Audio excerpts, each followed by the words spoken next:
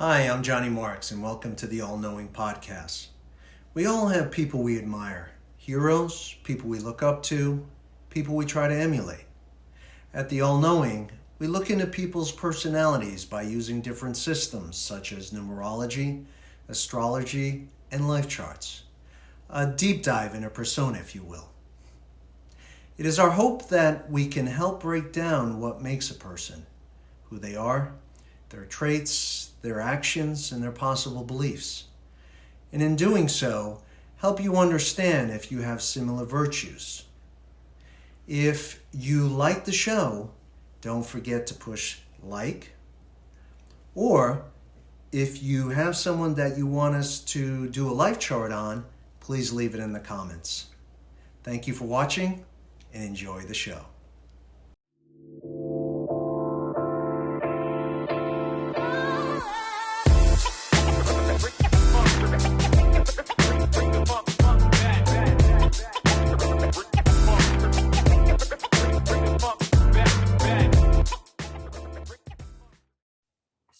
Hi there, welcome to another episode of the All Knowing Podcast. Just a quick reminder, if you like the episode, push the like button. And also, if there's any charts that you'd like us to read, put it down in the comments. Who we're doing now is James Francis Cameron. With Avatar just being released, we found it a fascinating person to revisit because of all of his success. Born August 16th in Ontario, Canada, 11:41 p.m. His first recognition was writing and directing Terminator in 1989, and then in 1991. He also had success with Aliens in also The Abyss, Titanic, Avatar, and now releasing Avatar 2. He's considered one of the industry's most innovative filmmakers, pushing the boundaries with technology. His films have garnered 6 billion worldwide. I mean, that figure is definitely going to change with Avatar 2 just being released. He mentioned that after seeing Star Wars in 1977, he quit his job and entered the film industry, and he was self-taught, and that this idea for Terminator came in a nightmare that he had, where he had this Terminator figure chasing him in his dream. So he wrote it all out, and we have Terminator. He has multiple awards for Titanic. Avatar has broke several box office records, grossing $749.7 million in the US, $2.74 billion worldwide. And again, we have Avatar 2 and 3, which were shot simultaneously in Manhattan Beach and New Zealand, and started in 2017. Fun facts: he's been married 5 times. So interested to talk to Joseph about that one. He now lives in New Zealand. He doesn't want to be in the United States, which I found interesting. He's regarded as an iconic filmmaker, and another thing is that he's not easy to work with, and he's also a perfectionist. And I'm sure that the work that Joseph has done is going to expose and shed light on why he is the way he is. Joseph. Yeah, thank you, Johnny, for the great intro, as always. Appreciate it. Yes, and let me give that to you again. August 16th, Ontario, Canada, 11:41 p.m. Got it. In fact, which makes him a what? What's that? Which makes him a what? He's a Leo with Gemini rising and Moon in Aries, right at the very beginning of Aries. We'll talk about that. I've been following his career for about 30 years. I was commissioned by a producer to do the charts and readings for all the major moguls and producers in Hollywood. And he was very powerful. In fact, Lightstorm ended up reading one of my screenplays that I had written, a heroic saga of children who saved their village by winning a space buggy contest.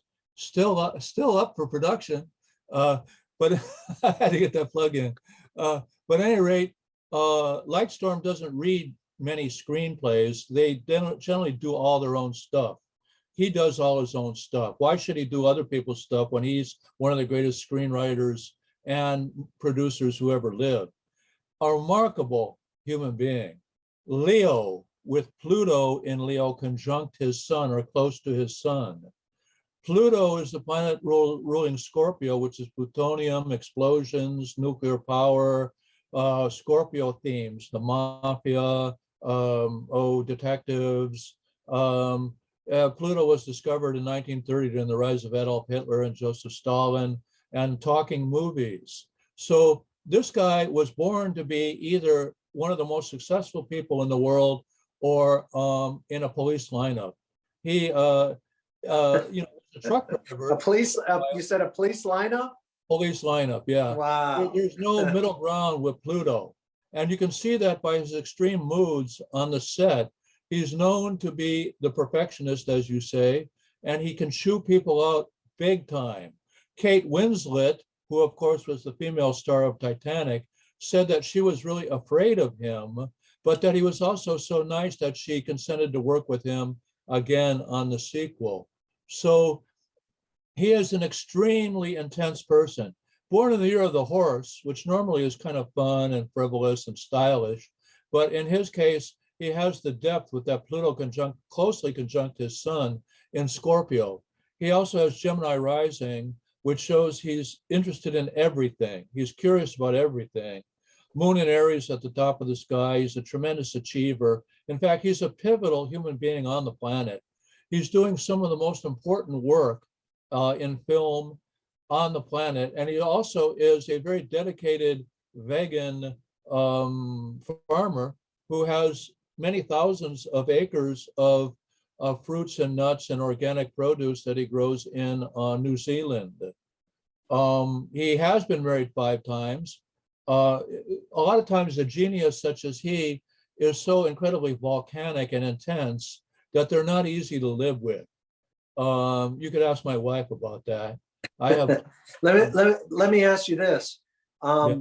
5 times, I mean, my God. That's a lot of different personalities. Based on his chart, would you be able to give, if you were listening right now, obviously he's happy, who would be a perfect match for him? Well, anytime you're asked that question, you look at the 5th house and the descendant in the astrology chart, which are on the various positions in the chart, which is a depiction of all the planets around the Earth in the 12 signs. I also did his human design chart, which is very beautiful. It combines astrology and numerology and I Ching, which is very interesting. We'll talk a little bit about that. I don't normally do that for the show because it's kind of like a bit more to discuss. But the astrology chart that he has with Gemini rising, they like variety. And he has many sides. And he's a very electric personality. He's always on the go. He also has what we call part of fortune conjunct North Node of the Moon in Capricorn in the 8th house, which shows he has an unerring instinct to go for the money and the power. And he also has Pluto low in the chart, which shows he can get down. I mean, this guy, he has gone in a bathyscaphe 10 miles deep in the Mariana Trench for 3 hours, discovering new forms of life, a giant amoeba and some other forms of life. Can you imagine being stuck in a little sphere, a bathyscaphe, 10 miles down for 3 hours? Wouldn't that give you the, claustrophobia or the heebie-jeebies? I can't even imagine that. But he did that. And he thrives on challenge. He directed, produced Terminator 1 and 2, Aliens, The Abyss, True Lies, Titanic, and Avatar. Avatar is the highest grossing movie of all time. Titanic's the third highest grossing movie of all time. It's just phenomenal. And that goes with Pluto too, because Pluto rules mass movements and really large enterprises. Pluto types tend to be extreme. They think big. And if they don't achieve high goals, they can be self-destructive. They're very intense. He also invented 3D fusion camera, the 3D fusion camera system. He gave $1 million to save Benicio del Toro's father from kidnappers in Latin America. I heard about that. Yeah, he doesn't do things small. He does things huge. Titanic was made for $200 million, by far the most expensive movie made up to that time. And of course, it's grossed much more, not only in gate, but also in merchandise. Absolute genius. Very dedicated to making this a better planet. He's like, there's 3 levels of Leo, just like all 3 signs, in a system I've developed and noticed over the years. Leo is either the kitten, which is fun, like Lucille Ball or Bert Lars, the Cowardly Lion and the Wizard of Oz. Leos have great sense of humor. They can be great clowns. They're a lot of fun. Or the lion, which can be like Fidel Castro, Napoleon Bonaparte, Bella Abzug, who was a very strong female politician early in the female political development.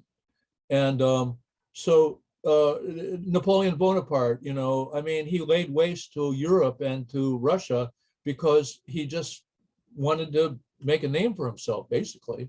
But he used these ideals to cloak his rather egotistical nature, where he put the crown on his own head when he was crowned Pope, supposed to be crowned Pope Emperor by the Pope. So Leo can be the kitten, the lion, or the ringmaster, which is the opposite of the arrogant emperor or king or lion. And that's people like Lucy Stone, who was a suffragette who insisted on keeping her maiden name. People like, not too popular nowadays, but very popular in his day. God, what's his name again? All of a sudden it's escaping me. The president of the United States who had an affair with Monica Lewinsky, Bill Clinton. Clinton. Yeah, Bill Clinton was known to be a tremendous consensus builder. And that's what higher Leo does. They're not motivated by ego, they're motivated by teamwork to create a democratic society. Every sign is on an arc that is from its stereotype to its archetype. Aries is either the war maker or the peacemaker. Taurus is either materialistic or emancipating. Gemini is either a trickster or a truth teller. That brings us to his Gemini rising. James Cameron is a truth teller, but he uses fiction in order to tell the truth. And his themes are very often about the destruction of human values by technology. Interesting how he promotes such technology during his films. But, he also emancipates women. His character Ripley is one of the great female heroes in Aliens. One of his wives, I forget her name, I'm sorry, was the star of Terminator, the first Terminator movie. Linda Hamilton. Yeah, Linda Hamilton. And they had a hot relationship, I gather. But at any rate, he promoted her as the hero of the movie. He was told that female heroes generally don't win, but he said, hey, half of our audience is women. So, they don't generally sell. But he insisted on doing that. He is a lion and a ringmaster. His speech on winning the Oscar for Titanic, what did he say again? I forgot to look it up, the exact wording, but I'm king of the world. which is what, of course, Leonardo DiCaprio said in the movie when he was at the prow of the Titanic. So he's king of the world. He's one of the greatest human beings who's ever lived. He's a ringmaster too, because he's really working for a better planet. And he has tremendously expanded our horizons as human beings. And, he was born in Canada, and his father was an electrical engineer. His mother was an artist and a nurse. So you can see we walk in between our two parents. Generally, we have both qualities, and then we're trying to reconcile the qualities of both our parents, whatever their occupation or personality types. Generally, one is introvert, one is extrovert. Electrical engineer would generally tend to be introvert. Artist and nurturer would generally tend to be extrovert. So he's introvert and extrovert, like many great geniuses, particularly with a Pluto influence in his nature. He's introvert and extrovert. He's almost like a mad scientist. Yeah, good analogy. I'm forgetting if you said it, like a visionary ahead of his time. Yeah, he's a visionary ahead of his time. He's got some Virgo in his chart too. His Lilith solstice point. His dark moon Lilith is, let me see the exact degree. Where are you, James? Yeah, in Aries, which is associated with celebrity more than any other placement. He's tremendously individualistic. He doesn't care what anyone thinks about anything he does. He does it because it comes from his heart, and it's going to be powerful, and it's going to be trend-setting, and it's going to start a whole new thing. The Virgo energy is conjunct his Pluto. That's his Lilith solstice point. And what that indicates is that he is phenomenally detail-oriented and analytical. And his Saturn's in Scorpio, and Scorpio rules the Mariana Trench. Very strange when you go down that deep, because you get things like the anglerfish, which has a thing coming off his nose that looks like a fish. So other fish come, they want to bite it or eat it, and then the anglerfish eats them. That's very Scorpio, like scorpions. So his Saturn in Scorpio, he's like a pressure cooker, and he's always working, always creating brilliant things. He reminds me a little bit, we did a reading of Elon Musk, who is similar in terms of the realm of entrepreneur, workaholic, brilliant, intense, driven, but nobody can compare to James Cameron. James Cameron is one of the greatest warrior, artist, pioneer human beings who ever lived. And Avatar, the movie, is one of the greatest movies ever made. It didn't get the reception it deserved, in my opinion. It is one of the greatest movies ever made, if not the greatest movie ever made, in a lot of ways. In terms of message, in terms of special effects, in terms of emotional appeal. His previous wife, of course, got the Oscar that year for a movie about bomb diffusers. Highly forgettable, in my opinion, compared to this incredible masterpiece, Avatar. But he was a good sport. He is known to be the hardest person to work for and the sweetest person to work for. He is very nice to people at times, very loving, very sweet. That's Pluto. It has a great emotional range. You'll notice this in Scorpios. And any Leo born between 1940 and 1957, most of them have Pluto in Leo conjunct their sun. You have people like Mick Jagger, the lead guitarist for Grateful Dead, what was his name? Garcia. You have Hulk Hogan. You have Bill Clinton. These are powerful, I like to say, not necessarily egomaniacs, but megalomaniacs. And they often have trademarks which distinguish them. Titanic is a major trademark. It's the largest ship ever made.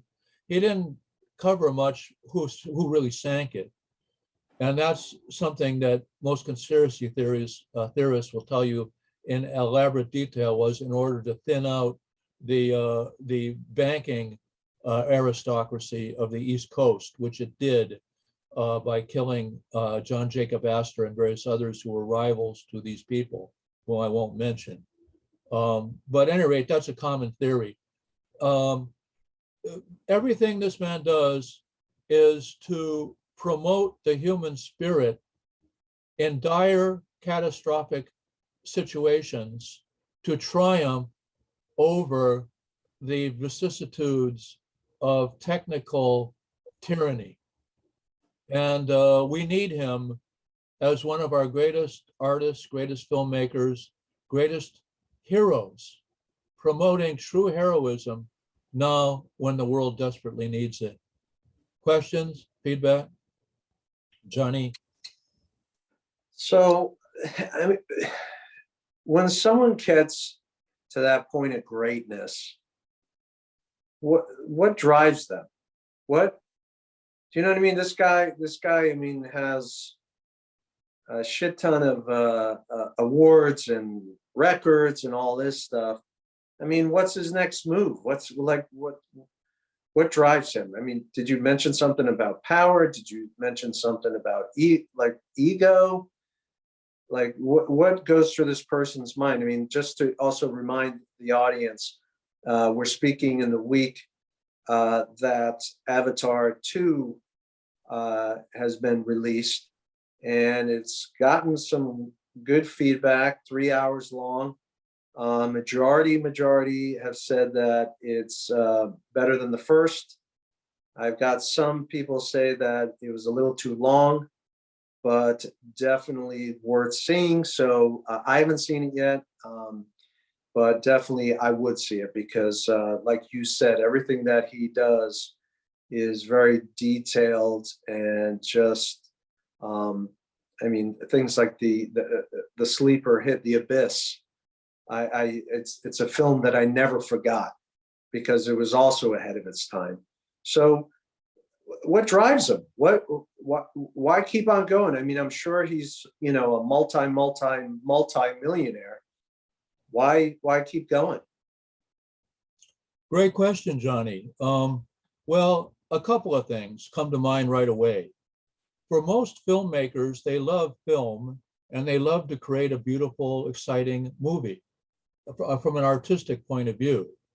Leo is often associated with filmmakers. You have, John Huston, Cecil B. DeMille, Roman Polanski, Stanley Kubrick, arguably the only one on the same tier, or one of the few on the same tier as James Cameron.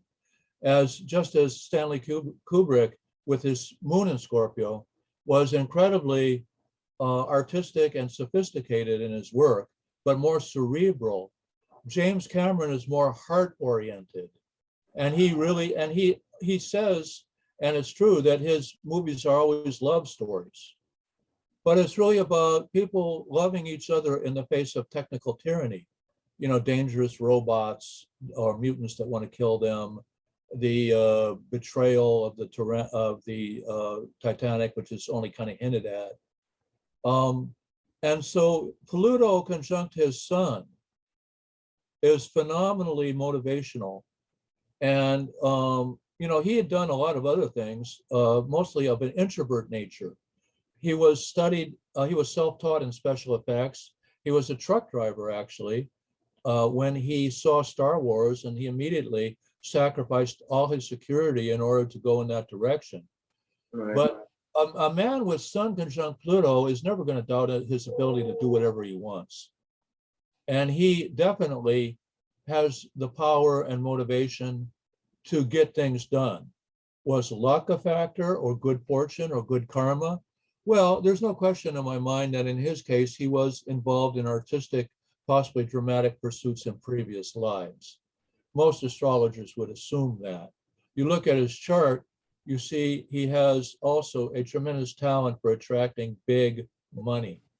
And so his first efforts, I forget the name of some of them, were not really that well received, but they showed promise, similar to the work of Steven Spielberg, and they moved him forward in a very dramatic way to make the big score. And so all his stuff is the big score. Cecil B. DeMille, another Leo, director, you see his blockbuster spectacles like the Ten Commandments,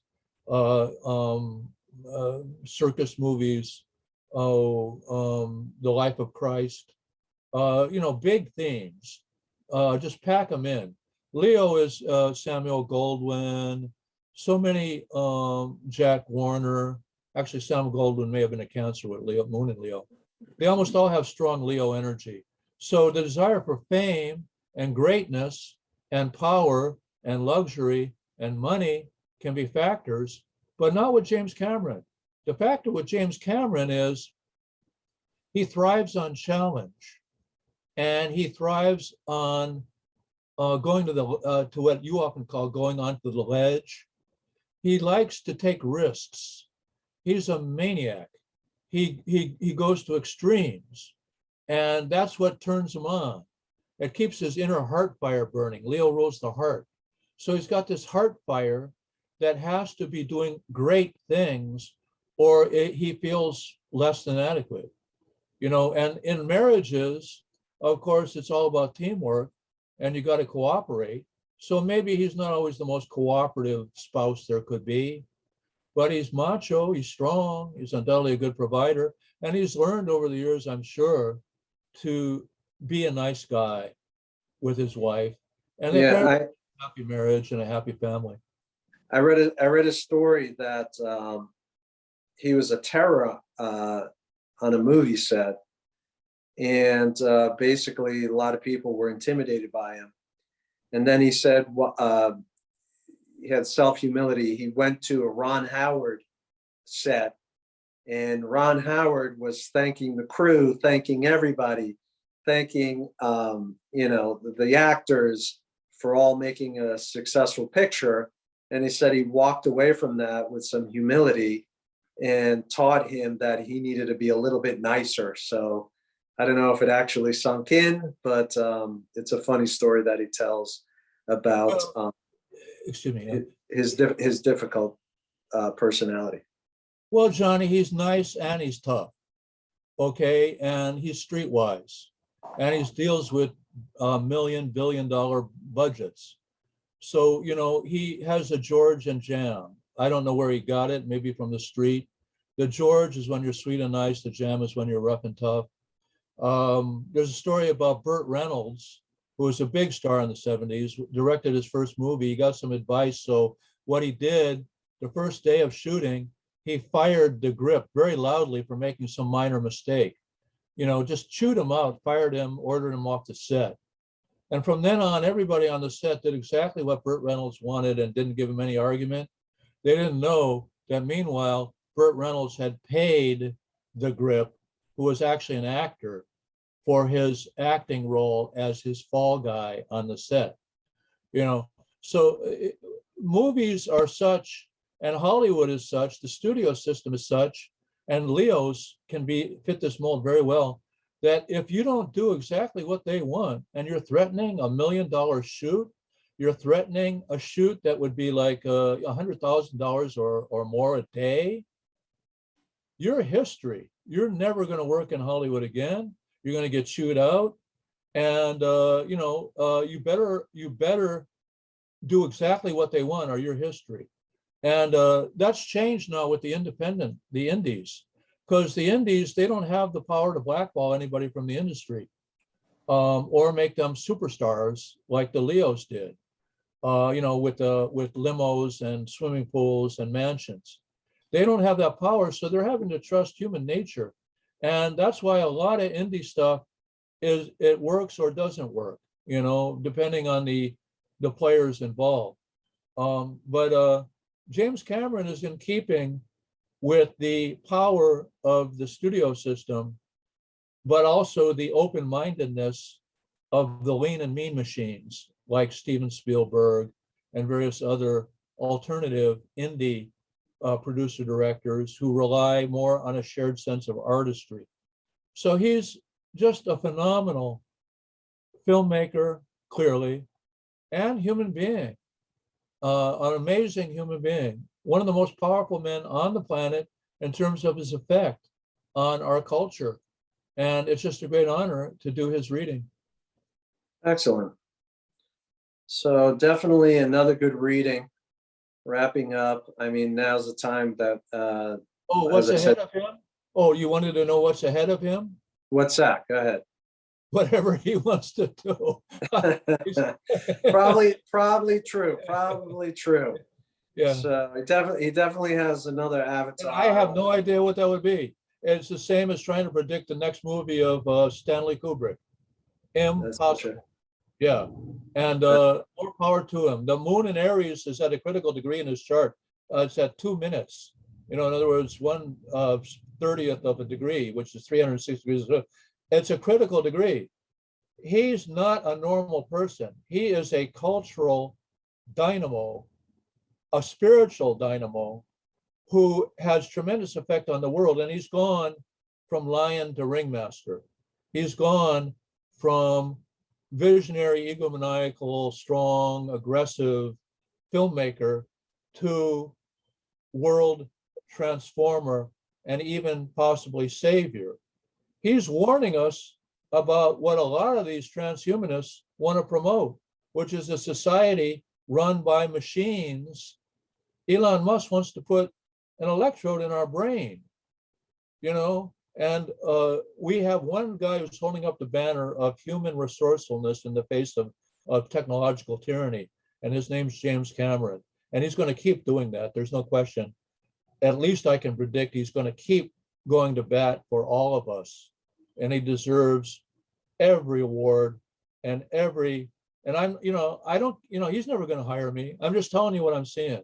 He may hire me. I don't know. He may Right. read, but you know, I'm just telling you what I see. That's what I do. This is one of the greatest human beings who ever lived, and he deserves all our respect. That's all That's I got. great. That's great. Another great reading. So thank you so much, Joseph. For those of you watching, if you've seen Avatar, love to hear your comments down below. And also, if you like the show, don't forget to push like. Also, if you want to see a certain personality that you'd like Joseph to do a life chart reading on, please also leave it in the comments. So that is it. Thank you, Joseph, and we appreciate you. Johnny, great job as always. Thank you.